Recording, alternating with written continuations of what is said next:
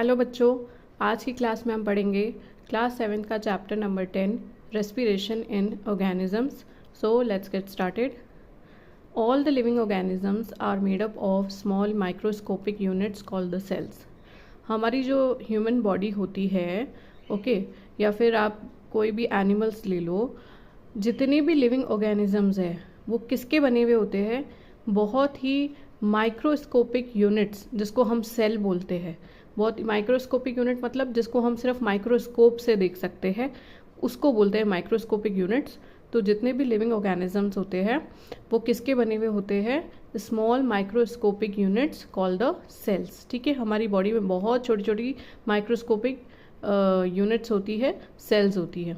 Okay, और group of sales जो होता है उसको हम टिश्यूज बोलते हैं।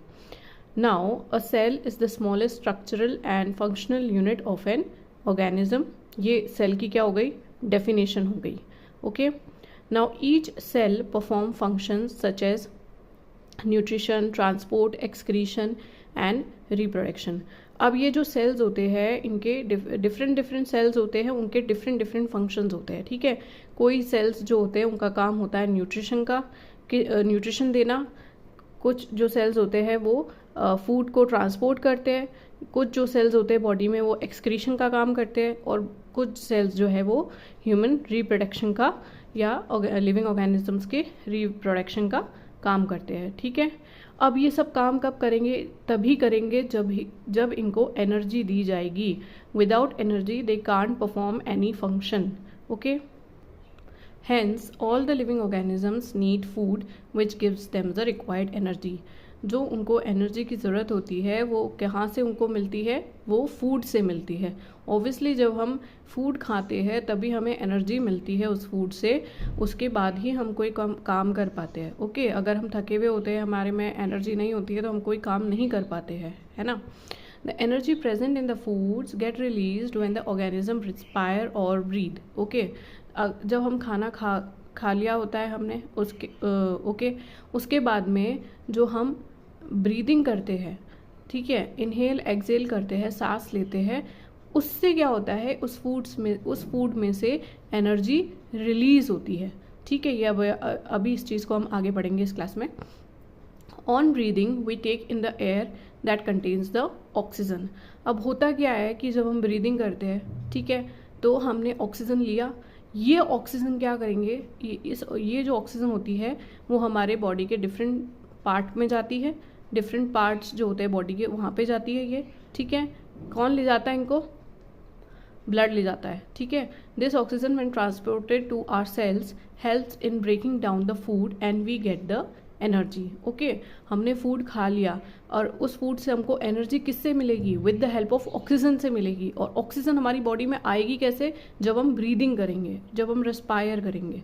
ठीक है, जब हमारा रेस्पिरेशन होगा, उसी से ऑक्सीजन हमारी बॉडी के अंदर होगी, एंटर होगी, और ये ऑक्सीजन जाएगी different parts of the body में, और वहाँ पे क्या करेगी? ये उस फूड में से एनर्जी को रिलीज करेगी। Okay, now we'll study about the cellular respiration, the process in which the food that we eat is broken down inside the cells and that results in the release of the energy. It takes place in the cells of all organisms. Okay, ये अभी जो मैंने आपको यहाँ पे process बताया था वही यहाँ पे लिखी हुई है बात। सेलुलर रेस्पिरेशन की ये क्या है? डेफिनेशन है। The oxygen that an organism breathe in reacts with the carbohydrate. ठीक है, जो फूड में प्रेजेंट जो कार्बोहाइड्रेट होता है, उस कार्बोहाइड्रेट्स को हम ग्लूकोज भी बोलते हैं। ठीक है, तो जो ऑक्सीजन हमारी बॉडी के अंदर एंटर हुई वो क्या करती है? रिएक्ट करती है विद द ग्लूकोज से, और इससे क्या होती है? एनर्जी रिलीज होती है, CO2 रिलीज होता है एंड वाटर रिलीज होता है। इसको हमने सिंपल इक्वेशन में लिखा हुआ है। What is this? This is the glucose plus the oxygen. When they both reacts, it gives us the carbon dioxide, water and the energy. Okay, अब ये जो सेलुलर रेस्पिरेशन होता है ये दो टाइप का होता है। ठीक है, 2 टाइप्स का होता है। एक होता है एरोबिक रेस्पिरेशन और एक होता है anaerobic respiration. So first we will discuss about the aerobic respiration. Now what is aerobic respiration? When glucose breakdown occurs during the using the oxygen, मतलब क्या है इस बात का कि इसका जो ये क्या है ग्लूकोज है, इसका क्या होता है ब्रेक डाउन ही हुआ है, ठीक है। इसका अगर ब्रेक डाउन ऑक्सीजन की प्रेजेंस में होता है तो उसको बोलते हैं aerobic respiration. Okay, glucose plus the oxygen what will get CO2 water and the energy. अब ये कहाँ होता है सेल्यूलर रेस्पिरेशन, किसके अंदर होता है, ह्यूमन बींग्स के अंदर होता है और कुछ एनिमल्स के अंदर होता है। ऑल द एनिमल्स के अंदर नहीं होता है, कुछ एनिमल्स के अंदर होता है, ठीक है। और या यूँ कह लो सारे एनिमल्स के अंदर होता है, इंसेक्ट्स के अंदर नहीं होता है। High amount of energy released, aerobic respiration में जो एनर्जी रिलीज होती है उसका अमाउंट काफ़ी हाई होता है, बहुत ही high amount of energy release होती है। सेकेंड हम डिस्कस करेंगे anaerobic respiration, when glucose break down occurs in the absence of the oxygen. यहाँ पे ऑक्सीजन का यूज़ नहीं होता है। एरोबिक रेस्पिरेशन में क्या होता था, ऑक्सीजन का यूज़ होता था। अनएरोबिक रेस्पिरेशन ऑक्सीजन के एब्सेंस में होता है। इसमें क्या होगा, ग्लूकोज जो है वो सिंपल ब्रेक डाउन होगा और उसमें अल्कोहल बनेगा और कार्बन डाइऑक्साइड निकलेगी। ये क्या है, इथेनॉल है, इसको हम इथेनॉल बोलते हैं, C2H5OH। It is the ethanol, it is the form of alcohol. Okay, और कार्बन डाइऑक्साइड निकल रही है। इसके एग्जाम्पल्स है किस किस में होता है अनएरोबिक रेस्पिरेशन, यीस्ट में होता है और कुछ कभी कभी ह्यूमन बींग्स के अंदर भी होता है। इसको भी अपन लेटर डिस्कस करेंगे। अब ये जो जिस में भी ये होता है अनएरोबिक रेस्पिरेशन, उसको हम अनएरोब्स कहेंगे। यीस्ट क्या होती है, अनएरोब्स होती है। ह्यूमन बींग्स नहीं होते हैं अनएरोब्स, क्योंकि ह्यूमन बींग्स में बेसिकली एरोबिक रेस्पिरेशन ही होता है। कुछ कंडीशन होती है उस टाइम पे अनएरोबिक रेस्पिरेशन होता है और इस टाइम पे हमारी बॉडी में इथेनॉल नहीं बनता है, लैक्टिक एसिड बनता है, ठीक है।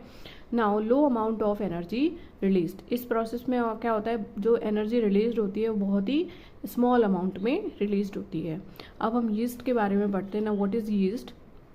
यीस्ट क्या होती है, यूनिसेल्युलर ऑर्गेनिज्म होता है, मतलब सिर्फ इसमें एक सिंगल सेल होता है। यूनिसेल्युलर मतलब ओनली वन सेल, ये वन सेल ही होता है इसमें।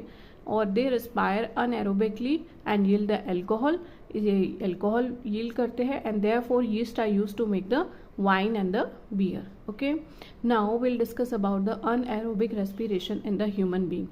Human being के अंदर कैसा हुआ, क्या होता है कि sometimes during the heavy exercise like running हो गया, साइकिलिंग हो गया, हम आपने देखा होगा, आप नॉर्मली जब हैवी एक्सरसाइज करते हो तो आपकी बॉडी में क्रैम्प आ जाता है, आपके बॉडी पार्ट फिर दुखने लग जाता है। वो क्यों होता है? इट इज़ बिकॉज अभी इसको भी हम पढ़ते हैं कि sometimes during the heavy exercise like running, cycling, weight lifting, our muscles respire without oxygen. ठीक है, हमारी जो मसल्स होती है वो ऑक्सीजन के बिना रिस्पायर करती है and therefore muscles require more energy, उसको ज़्यादा ज़रूरत पड़ती है and the supply of oxygen is not enough, वहाँ तक ऑक्सीजन पहुँच नहीं पाती है और मसल्स को विदाउट ऑक्सीजन रिस्पायर करना पड़ता है और इसलिए उसको ज़्यादा एनर्जी लगानी पड़ती है। ठीक है, hence anaerobic respiration takes place in the muscles. और फिर उस टाइम पे क्या हुआ, अनएरोबिक रेस्पिरेशन हो गया मसल्स का। As a result muscles also produce lactic acid. यहाँ पे उसने अल्कोहल को रिलीज नहीं किया है मसल्स ने लैक्टिक एसिड को रिलीज किया है और यही लैक्टिक एसिड जो है बहुत ज़्यादा अमाउंट में एक्यूमुलेट हो जाता है, इकट्ठा हो जाता है हमारे मसल्स में, जो कि फिर मसल क्रैम्प्स देता है ये। ठीक है, this lactic acid accumulates in the muscles and causes the cramp. Now in order to get relief from the cramp, अब इस रिलीफ पाने के लिए मसल में जो क्रैम्प्स आ जाते हैं, मसल में जो दर्द उठता है, उसको हटाने के लिए हम क्या करते हैं, हॉट वाटर बाथ ले लेते हैं या तो फिर कोई बाम से मसाज करते हैं हमारी बॉडी को, हमारी मसल्स को, जिससे कि ब्लड सर्कुलेशन इम्प्रूव होता है हमारी मसल का और हमारे मसल क्रैम्प ठीक हो जाता है। क्या होता है, as a result blood circulation जैसे ही तेज़ होगा, ऑक्सीजन वहाँ पे जल्दी से पहुँचना स्टार्ट करेगी obviously and easily, which breaks the lactic acid into CO2 and the water. और ये जो लैक्टिक एसिड बना था, ऑक्सीजन आकर के इसको कन्वर्ट किस में कर देती है, कार्बन डाइऑक्साइड में एंड द वाटर में, और इस तरीके से हमारा मसल क्रैम्प है वो ठीक हो जाता है।